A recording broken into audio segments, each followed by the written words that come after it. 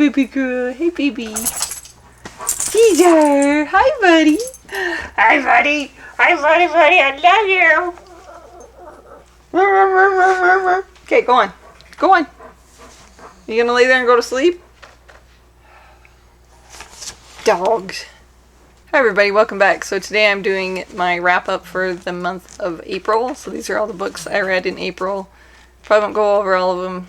Obviously I do some art books and some cookbooks, and I usually don't really do like much of a review for those. But I read 26 books in the month of April. It was a really good reading month actually. I enjoyed most of them.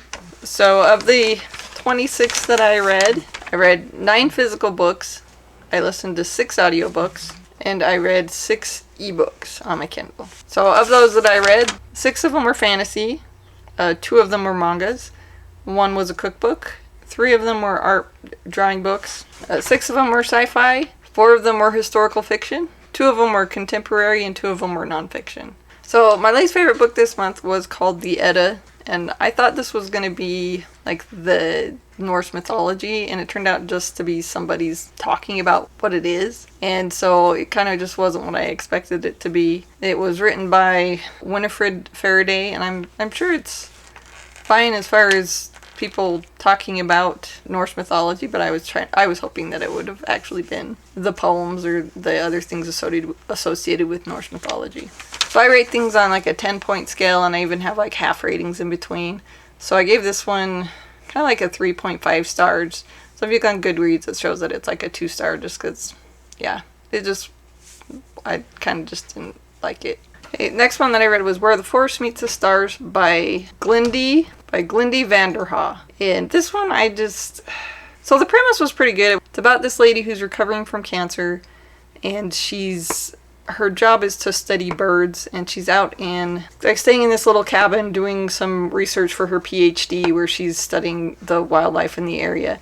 And she comes across this kid who has no shoes, is in like their pajamas, have bruises all over them, and this kid tells her she's an alien and has come to explore Earth. And, some different things happen along the way, and we find out, obviously there's a mystery to uncover, like who's this girl and what's she doing, and she just kind of keeps hanging around. In some ways it was kind of disturbing because this lady just took in this random child. Kept wondering, like, who is this kid and why is this woman just kind of taking care of this kid? Does she really think she's an alien?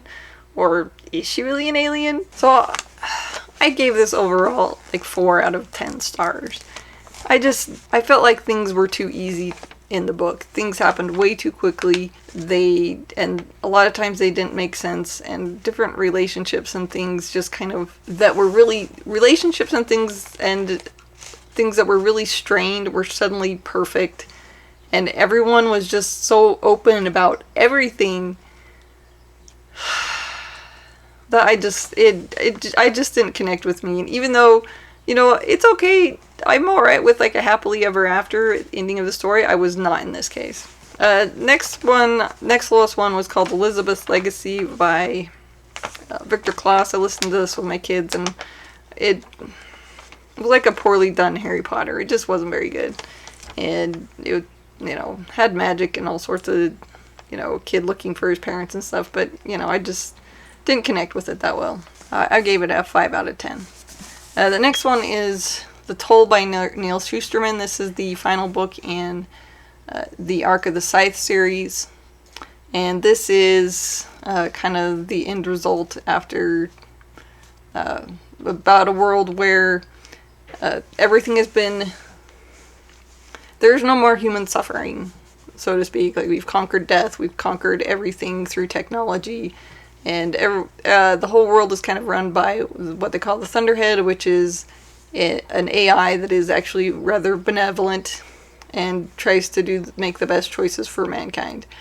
And I mean, it wasn't horrible, it just wasn't great. Like the other books I liked a whole lot more. I guess the ending, I guess it just always felt like there was something missing, but I couldn't really put my finger on what was missing. So it wasn't horrible, it was okay, but I gave it a 6 out of 10. Next was The Wide Wide Sea by Patric Ness.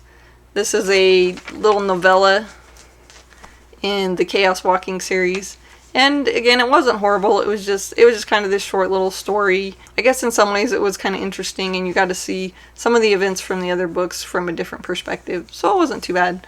And I gave it a 6 out of 10. Next, I listened to an audiobook, The Inside Jobs by Ben Winters. This was just an Audible original. They're usually just a couple hours long, and I guess you could say these were crimes that people were trying to get away with during the lockdown in 2020, and it was kind of fun, but you know, it wasn't anything that was like, oh, this is so amazing, but it wasn't too bad. And I also gave that one 6 out of 10. Next one I listened to was called Extinction Inferno by Nicholas Sansbury Smith and Anthony Melchiori. This is the second book in the Extinction Cycle Dark Age series. So this is about zombies. This is the aftermath. I guess there's a previous series, and this is kind of the second part to it. I haven't read the first series, but I don't really feel that lost. There was a virus that was created to make super soldiers that ended up making zombies. These are kind of really super zombies. Like, they're really smart. They're super strong, and so this is humanity's last stand against these zombies, and they are pretty... They're like zombies on steroids.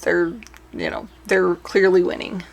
And the only kind of downside, the biggest downside of this series seems to be that a lot of times the characters just seem like they're carbon copies of each other. I don't think the character work was that great, but I am enjoying the story. And there's certainly lots of blood, guts, and gore, and action. It is a militaristic future zombie apocalypse type story. And they're kind of fun. This is one of those series that you can listen to for free on Audible. Next one I'll talk about is The Calculating Stars by Mary Robinette Kowal. And this is a alternate historical fiction where a meteor falls on Earth. It's an extinction class meteor, so it's going to kill all life on Earth. So people have to basically build spaceships as fast as they can and leave. And so it's dealing with a lot of things because I believe it's taking place in like the 1950s. So they're also dealing with racism and sexism and all of that kind of stuff. And who gets to leave the Earth and who has to stay behind. And if not everybody can go. So far, it's okay. I guess I would say I don't know that I liked it enough to continue the series, but it wasn't horrible. And I gave it 6.5 stars out of 10. So next was the One Punch Man's 8 and 9. And the author goes by the pseudonym of just One, which is nice because then I don't have to try and say his name. But these are just kind of fun. They're light. They take just 10-15 minutes to read. And I have to say, even I don't read manga a lot, or I don't read manga or graphic novels a whole lot. But I thought for that they were really well done, and that you really got to see what the characters are like and what they're going through and all that kind of stuff. So I am enjoying them. We follow Saitama, and he is kind of the ultimate superhero. He can kill anything with one punch, and you would think he'd be super overpowered, and that wouldn't make it very good. But him as a character is just really great, and so I enjoy learning his escapades, I guess you could say.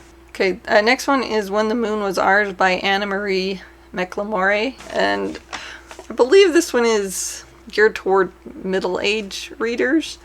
It's about a girl she grows flowers out of her wrists, and obviously there's kind of a romance involved, and she has this boyfriend, and kind of won't go into much more of it than that because it's kind of important, figuring out what that is on your own if you're going to read it. And there's these girls who are in the town, and they are witches, or everyone thinks they're witches, and they've decided that they want her flowers, and they're going to blackmail her and do whatever they can to get her flowers from her. And this book was a lot deeper than I thought it would be, especially if it's for middle grade readers. But overall, I liked it pretty good. I gave it 7.5 stars.